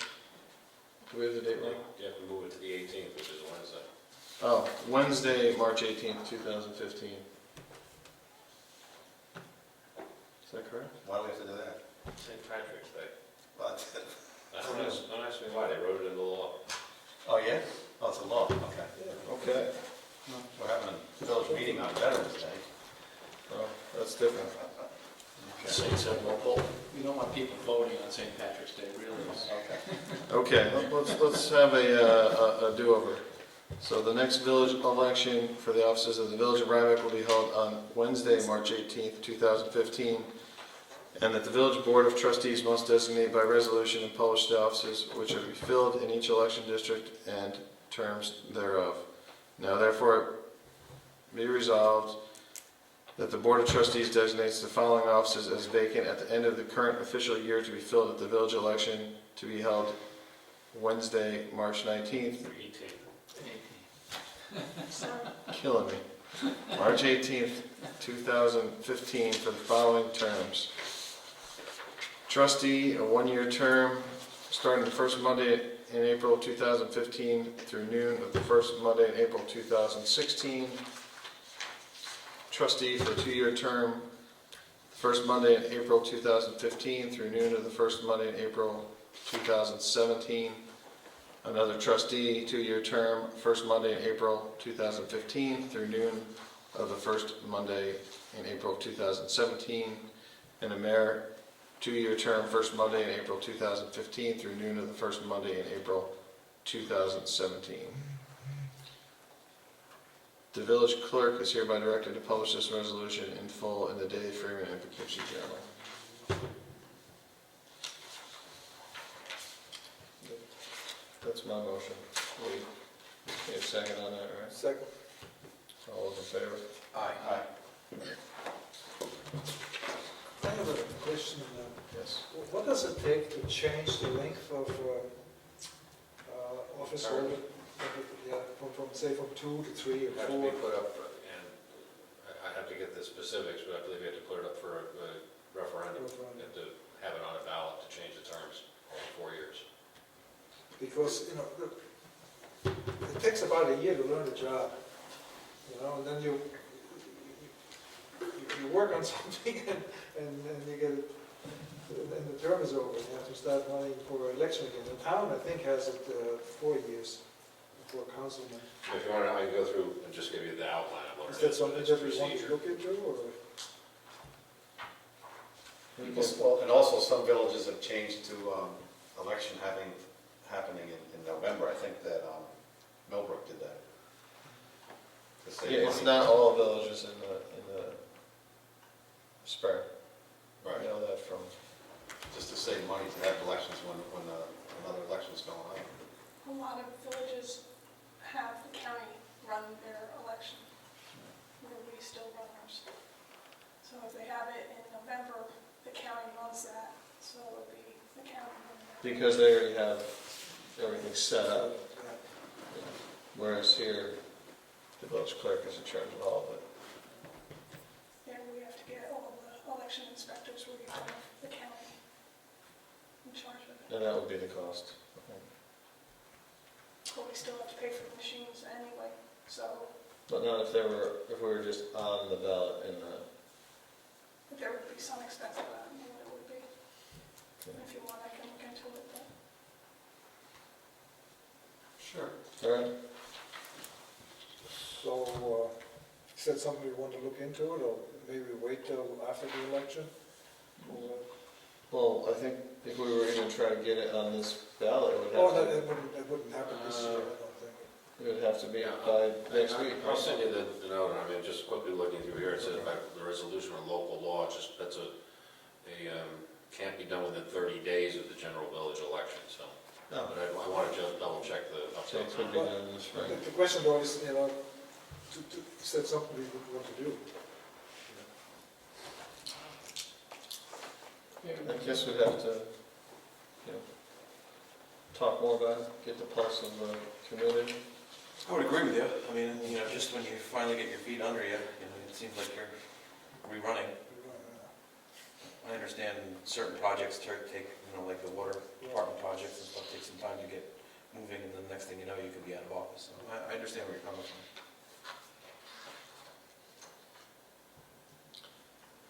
Do you have is the resolution for the parks, in here? The parks and historic preservation agreement? No? You said we had to pass a resolution regarding to use the funds for, we got a grant from New York State Parks and Recreation for $15,000 for sidewalks, and it could be used for expenses since, was it 2005? or we could put it towards future projects, but we would have to, if we're just gonna submit, receipts of past work, we could do that, but if we're gonna use it to pay for a future project, then we need to, We would just have to go out and look for the projects, get quotes, and then submit it all to the state. okay? That's along with the copy of the budget. It would be just like applying for a grant from Ground Zero. We have 2 projects that we had done from 2005 that I have the documentation for. But it would be almost cleaner having new projects, and we do have other projects that we could. So we don't need a resolution, No. okay? We just have to have approval to go out to have. We have to have a project, Exactly. okay. So let me ask Rich while we're here, the landowner is responsible for the sidewalk in the village of Rhinebeck, so are we just talking about village-owned Has sidewalks? to be in the business district, right? I have to take a look at the grant, I have no Okay. idea what it's about. Well, let's, How can we, It didn't say business district, it said village. It was historic preservation. okay, let's table that and we'll have Rich and Pat review it further. So scanned it. The last one I have is, under other business, is the Chancellor Livingston chapter of the Daughters of the American Revolution are hosting an open house, and I guess being that we'll come back to Veterans Day here, because that was the home of Rhinebeck's probably most notable veteran, General Richard Montgomery, and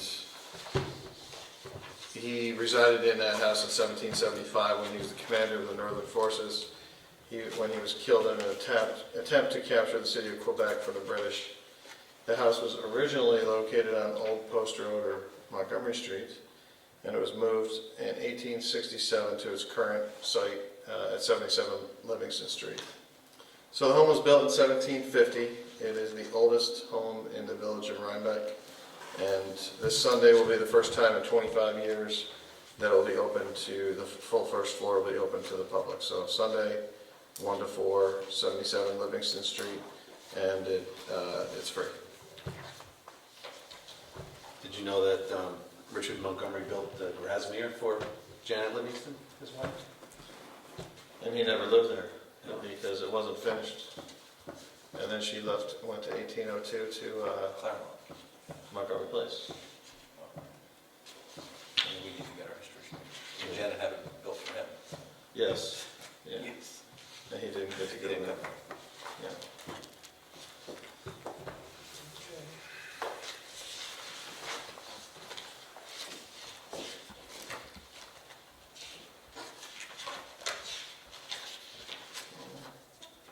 What is this on the generator? See this in here? That?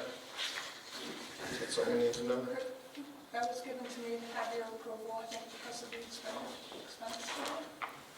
From, Proceed. okay, let's pass on that. We do have some correspondence from Ellen Howard in regards to seeing someone almost get hit in front of CVS in a pedestrian crosswalk. Yeah, so So, yeah. So kind of relates back to our previous conversation. That's all I have for correspondence. Next is the water and sewer adjustments.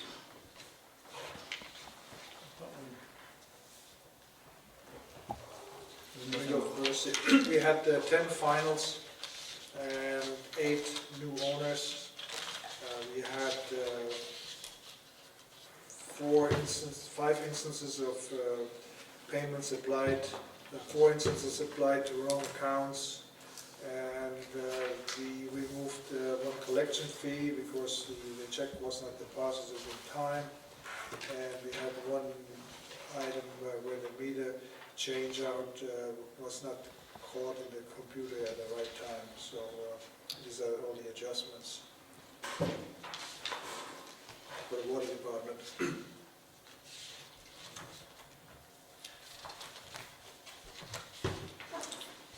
I thought Do you want to make a motion to Well, I think we have to do the sewer too. So we can I thought we decided we approve weren't as gonna, submitted. I thought we weren't gonna go over these every meeting unless there was something unusual. I thought we had decided. Okay, I'll make the motion to accept the water and wastewater adjustments as submitted. Second. Any discussion? All those in favor? Aye. Anybody else got any other business that we didn't hit on?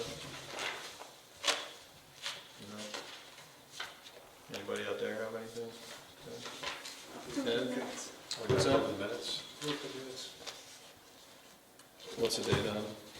This is September 9th. Okay.